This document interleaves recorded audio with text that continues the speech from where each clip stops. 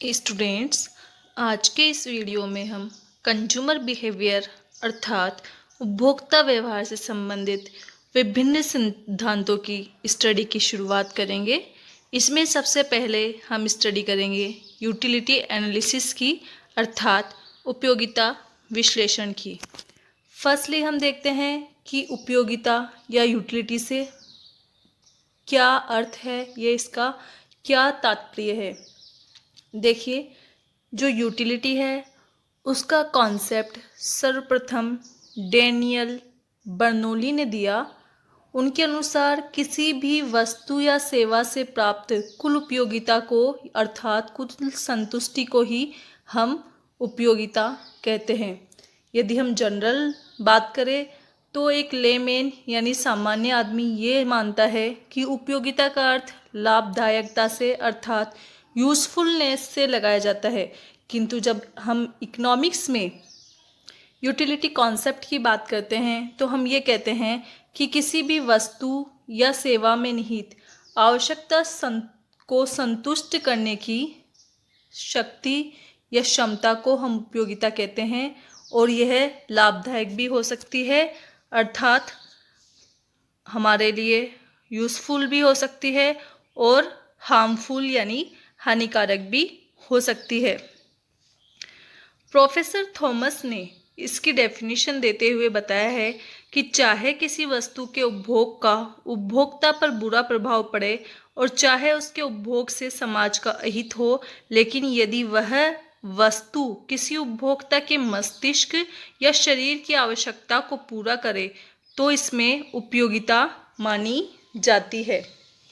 For example, हम बात करें बुरे प्रभाव से रिलेटेड वस्तु की तो हम शराब की बात कर सकते हैं कि शराबी को शराब से उपयोगिता तो मिलती है लेकिन यह उसके लिए लाभदायक नहीं है, इसका उसके स्वास्थ्य पर बुरा प्रभाव पड़ता है और ये उसके लिए हानिकारक है।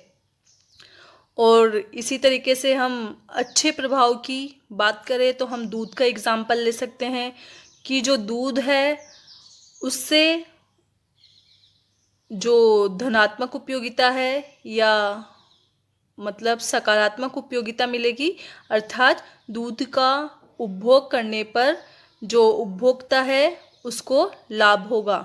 इस प्रकार शराब और दूध दोनों में ही उपयोगिता का गुण होता है क्योंकि ये दोनों ही व्यक्ति की आवश्यकता की पूर्ति कर रहे हैं। इस प्रकार हम ये कह सकते हैं कि उपयोगिता किसी वस्तु या सेवा के उस गुण या शक्ति को कहते हैं जो प्रत्यक्ष या अप्रत्यक्ष रूप से मानवीय आवश्यकता की पूर्ति करती है। तो ये हुआ कॉन्सेप्ट ऑफ यूटिलिटी कि उपयोगिता का तात्पर्य क्या है। नेक्स्ट हम देखते हैं कि कैरेक्टरिस्टिक्स ऑफ यूटिलिटी अर्थात उपयोगिता की विशेषताएं क्या है। तो फर्स्ट कैरेक्टरिस्टिक तो यह है कि उपयोगिता का संबंध उपभोग वस्तुओं से होता है, न कि उत्पादक वस्तुओं से। अर्थात किसी वस्तु का उत्पादन होने से उपयोगिता नहीं मिलती, बल्कि जब उपभोक्ता उस वस्तु का उपभोग करता है तब उपयोगिता उससे प्राप्त होती है। नेक्स्ट है, उपयोगिता वस्तु का वस्तुगत गुण नहीं है। अर्थात उपयोगिता वस्तु का वस्तुगत अर्थात ऑब्जेक्टिव गुण नहीं होकर वस्तु का निराकार गुण है और यह व्यक्ति की मानसिक स्थिति पर निर्भर करता है। फॉर एग्जाम्पल, एक प्यासे व्यक्ति के लिए पानी बहुत उपयोगी है, किंतु एक ऐसे व्यक्ति को जिसे प्यास नहीं है उसके लिए पानी उपयोगी नहीं होता। नेक्स्ट है, उपयोगिता सापेक्षिक होती है।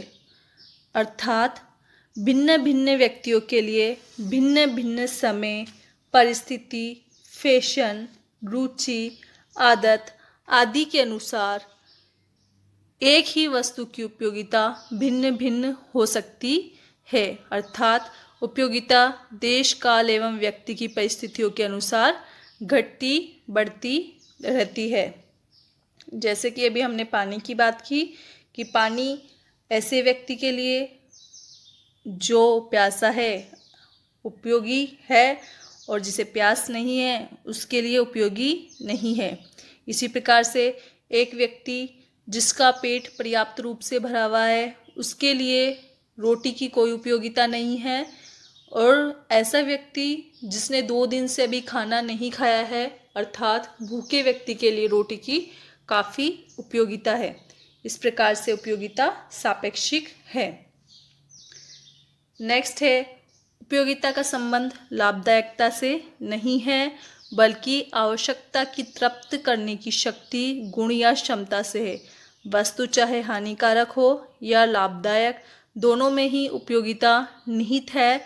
जैसे कि शराब, गांजा, भांग आदि वस्तुएं हानिकारक होते हुए भी मनुष्य की आवश्यकता को तृप्त करती हैं, अतः इनमें उपयोगिता है। इसी प्रकार उपयोगिता का संबंध नैतिक विचारों से भी नहीं है। नेक्स्ट है, उपयोगिता और संतुष्टि दोनों शब्दों का अर्थ भिन्न भिन्न होता है।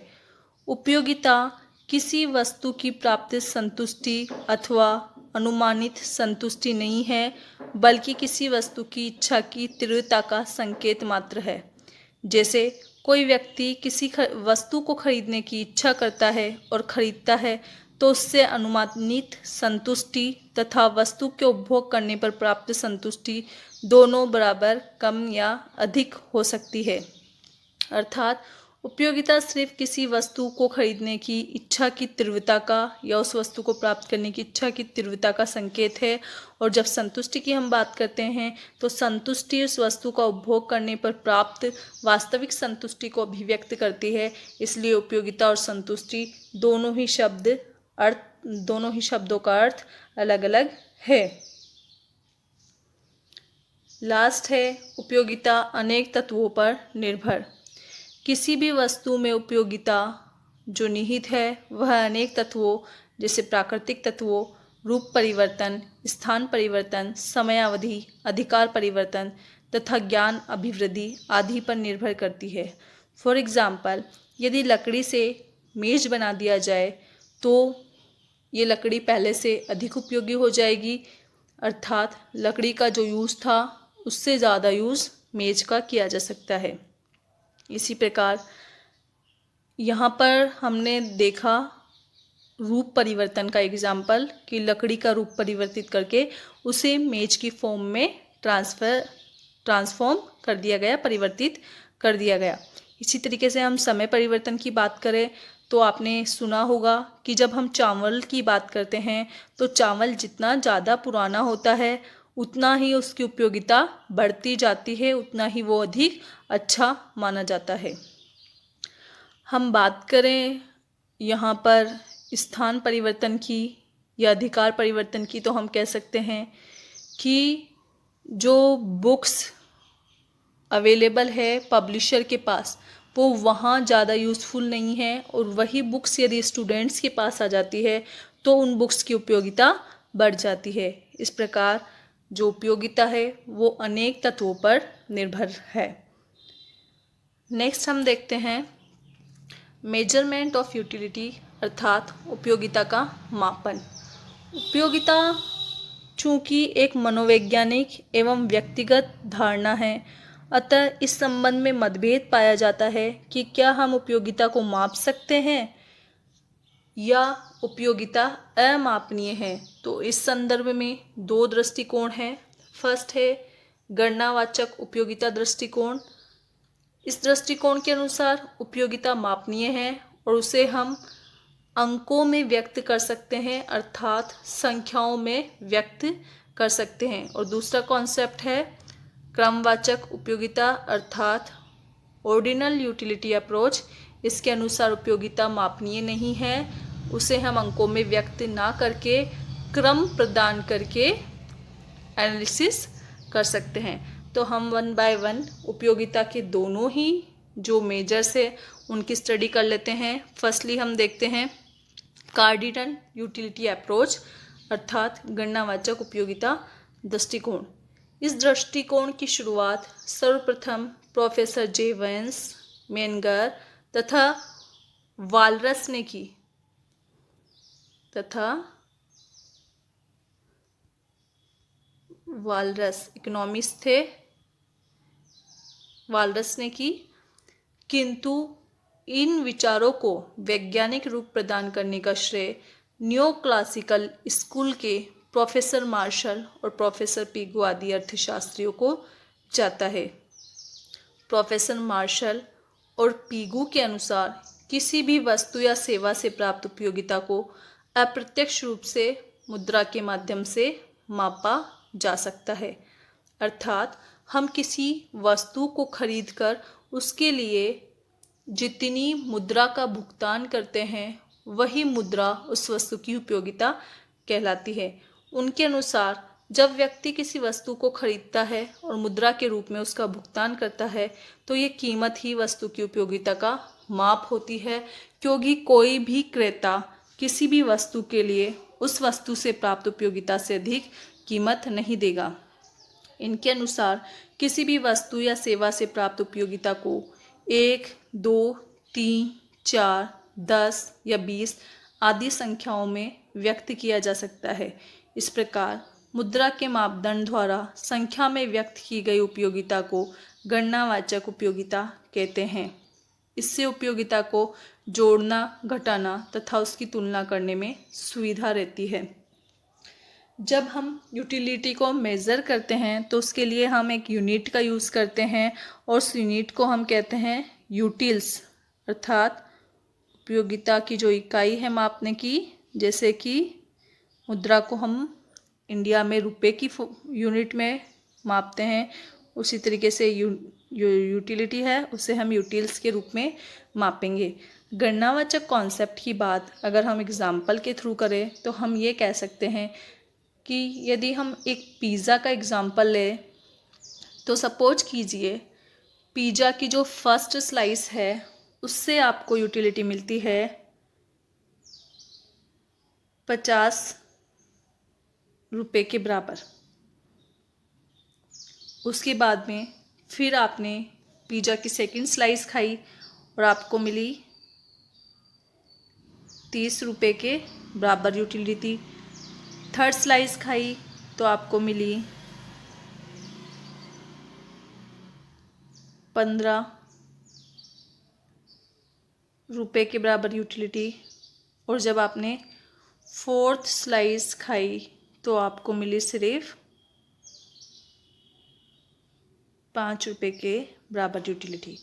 तो यहाँ हम कह सकते हैं कि जो एक पिज़्ज़ा है उससे आपको टोटल यूटिलिटी अर्थात जो उपयोगिता मिली गणनावाचक उपयोगिता अवधारणा के अनुसार वो है 100 रुपये के बराबर यूटिलिटी, अर्थात आपको 100 यूटिल्स के बराबर इससे उपयोगिता मिली। तो ये हुआ गणनावाचक कॉन्सेप्ट। नेक्स्ट हम देखते हैं क्रमवाचक अवधारणा क्या है, अर्थात ऑर्डिनल यूटिलिटी कॉन्सेप्ट क्या है। देखिए, गणनावाचक विचारधारा जिसके प्रमुख प्रतिपादक प्रोफेसर मार्शल को मान सकते हैं, इसीलिए हम उसे मार्शलियन एनालिसिस भी कहते हैं। उसके अनुसार उपयोगिता को माप सकते हैं और अंकों में व्यक्त कर सकते हैं।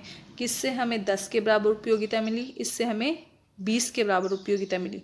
लेकिन गणनावाचक उपयोगिता की इस धारणा को क्रमवाचक उपयोगिता के समर्थकों द्वारा चुनौती दी गई और इन समर्थकों में प्रमुख है पेरेटो, हिग्स, एलन और आधुनिक अर्थशास्त्री सैमुएल्सन एवं न्यूमैन आदि। इनके अनुसार चूंकि उपयोगिता एक मनोवैज्ञानिक एवं वैयक्तिक विचार है और ये सापेक्षिक है, इसलिए इसे मुद्रा के रूप में मापना उपयुक्त नहीं है और न ही इसे संख्याओं के रूप में व्यक्त किया जा सकता है। इसके अलावा जो मुद्रा रूपी पैमाना है वह स्वयं अस्थिर तथा अनिश्चित है। अतः उन्होंने तटस्थ वक्र विश्लेषण अर्थात इंडिफरेंस कर्व एनालिसिस की सहायता से उपयोगिता को क्रमवाचक संख्याएं प्रदान की। इसमें न तो उपयोगिता को मापने की समस्या आती है और न ही उपयोगिताओं को जोड़ या उनका अंतर मालूम किया जा सकता है। इस अवधारणा में सिर्फ तुलना के आधार पर ये कहा जा सकता है कि किसी एक वस्तु अथवा वस्तुओं के एक संयोग से किसी दूसरी वस्तु अथवा वस्तु के किसी अन्य संयोग से बराबर, कम या अधिक संतुष्टि मिलती है। अर्थात प्रथम से द्वितीय क्रम अधिक संतुष्टिदायक है तथा द्वितीय से तृतीय क्रम अधिक संतोषप्रद है। यह इस अवधारणा द्वारा कहा जा सकता है, पर यह नहीं बताया जा सकता कि कितना अधिक संतुष्टिदायक है। फॉर एग्ज़ाम्पल, यदि हम बात करें, जो एग्ज़ाम्पल अभी हमने पिज़्ज़ा का लिया उसी का हम एग्ज़ाम्पल ले लें, तो हम ये कह सकते हैं कि जब हमने पिज़्ज़ा की फर्स्ट स्लाइस कंज्यूम की तो हमें ज़्यादा उपयोगिता मिली, लेकिन जब हमने उसकी दूसरी स्लाइस कंज्यूम की तो हमारी उपयोगिता प्रथम की तुलना में घट गई, और जब तीसरी स्लाइस यूज़ की तो उपयोगिता और कम हो गई, और जब चौथी स्लाइस यूज़ की तो हमारी उपयोगिता जो थर्ड स्लाइस थी उससे भी घट गई। अर्थात उपयोगिता का जो क्रम है वो फर्स्ट स्लाइस पे प्रथम क्रम की उपयोगिता है अर्थात सर्वाधिक उपयोगिता है, और second, third and fourth slice पे वो जो ऑर्डर है या क्रम है वो सेकंड, थर्ड एंड फोर्थ हो जाएगा। इस प्रकार ऑर्डिनल यूटिलिटी द्वारा हम उपयोगिता को अंकों में माप नहीं सकते, लेकिन उसे क्रम प्रदान कर सकते हैं। तो ये हुआ मेजरमेंट ऑफ यूटिलिटी। इस वीडियो में हमने स्टडी की यूटिलिटी का कॉन्सेप्ट क्या है, इसके अलावा यूटिलिटी की कैरेक्टरिस्टिक्स क्या है, और यूटिलिटी को हम किस प्रकार से मेज़र कर सकते हैं। हमने जो गणनावाचक उपयोगिता दृष्टिकोण देखा उसी पे आधारित दो प्रमुख नियम, सीमांत उपयोगिता ह्रास नियम अर्थात law of diminishing marginal utility, जिसे हम गॉसेन का प्रथम नियम भी कहते हैं, और दूसरा सम सीमांत उपयोगिता नियम इक्वी मार्जिनल यूटिलिटी लॉ, जिसे हम गॉसेन का द्वितीय नियम भी कहते हैं। इन दोनों ही प्रमुख नियमों की स्टडी हम आगे के वीडियोस में करेंगे। इसी प्रकार जो ऑर्डिनल यूटिलिटी या क्रमवाचक उपयोगिता विश्लेषण है, इस पर आधारित प्रमुख सिद्धांत तटस्थ वक्र विश्लेषण की स्टडी भी हम आगे के वीडियो में करेंगे। रिवील्ड प्रेफरेंस थ्योरी, जो कि सैमुअल्सन द्वारा दिया गया और न्यूमैन मॉर्गेनस्टर्न द्वारा दिया गया सांख्यिकीय उपयोगिता सिद्धांत, तथा आर्मस्ट्रॉन्ग का सीमांत पसंदगी सिद्धांत अर्थात मार्जिनल प्रेफरेंस थ्योरी भी क्रमवाचक दृष्टिकोण पर ही आधारित है। इस वीडियो में सिर्फ इतना ही। नेक्स्ट वीडियो में हम स्टडी करेंगे फॉर्म्स ऑफ यूटिलिटी अर्थात उपयोगिता के रूपों की, तथा कुल उपयोगिता एवं सीमांत उपयोगिता के मध्य विद्यमान रिलेशनशिप की। तब तक के लिए थैंक यू।